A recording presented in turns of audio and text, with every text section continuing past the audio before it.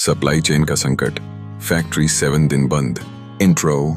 सोचिए, एक multinational company जिसकी प्रोडक्शन वैल्यू रोज 10 करोड़ रुपया है और अचानक पूरी फैक्ट्री 7 दिन तक बंद हो गई। क्यों? सिर्फ एक छोटे से सप्लाई चेन के मिसमैनेजमेंट की वजह से। आज की कहानी है विवेक की, एक सप्लाई चेन हेड जिसका एक फैसला कंपनी को 70 करोड़ का नुकसान दे गया। कहानी की शुरुआत। विवेक सालों से अपनी कंपनी में सप्लाई चेन मैनेज कर रहा था। उसकी पॉलिसी सिंपल थी, एक ही सप्लायर, एक ही पोर्ट, कम खर्च कम झंझट। कंपनी का रॉ मटेरियल सिर्फ एक पोर्ट से आता था, सप्लायर भी एक ही था, रेट कम था, डिलीवरी रेगुलर थी, सब स्मूथ लग रहा था। बोर्ड खुश था, कॉस्ट बच रही है, एफिशिएंसी बढ़ रही है। लेकिन असली रिस्क धीरे धीरे तैयार हो रहा था।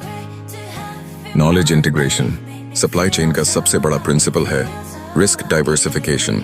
अगर पूरा सिस्टम सिर्फ एक सप्लायर, एक राउट या एक लोकेशन पर डिपेंड करे तो ये बन जाता है सिंगल पॉइंट ऑफ फेलियर। मतलब अगर एक जगह गड़बड़ हुई तो पूरा बिजनेस रुक जाएगा। लेकिन विवेक ने कॉस्ट बचाने के चक्कर में रिस्क को इग्नोर कर दिया। संकट। अचानक उस पोर्ट पर हड़ताल हो गई। वर्कर्स ने गेट बंद कर दिया, कोई ट्रक अंदर बाहर नहीं जा सका, रॉ मटेरियल शिप पर लदा रह गया। फैक्ट्री के पास सिर्फ 2 दिन का स्टॉक था।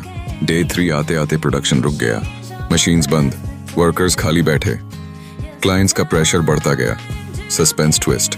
कंपनी ने दूसरे सोर्सेज ढूंढने की कोशिश की, लेकिन इतना बड़ा वॉल्यूम अचानक दूसरे सप्लायर से नहीं मिल सकता था। क्लाइंट्स ने पेनल्टी क्लॉजेस लगा दिए। 7 दिन में कंपनी को 70 करोड़ का नुकसान हो चुका था। बोर्ड ने तुरंत पॉलिसी बदली, multiple suppliers, alternate ports, safety stock minimum 15 दिन का। मोरल और सीख। सप्लाई चेन सिर्फ कॉस्ट सेविंग का खेल नहीं है, ये रिस्क मैनेजमेंट और बिजनेस कंटिन्यूटी की रीढ़ है।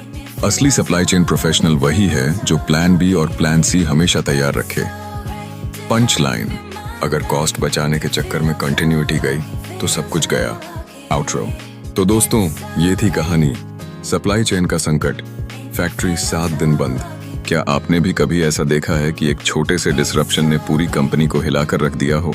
अपने एक्सपीरियंस जरूर कमेंट में लिखिए। नोट: ये कहानी काल्पनिक है,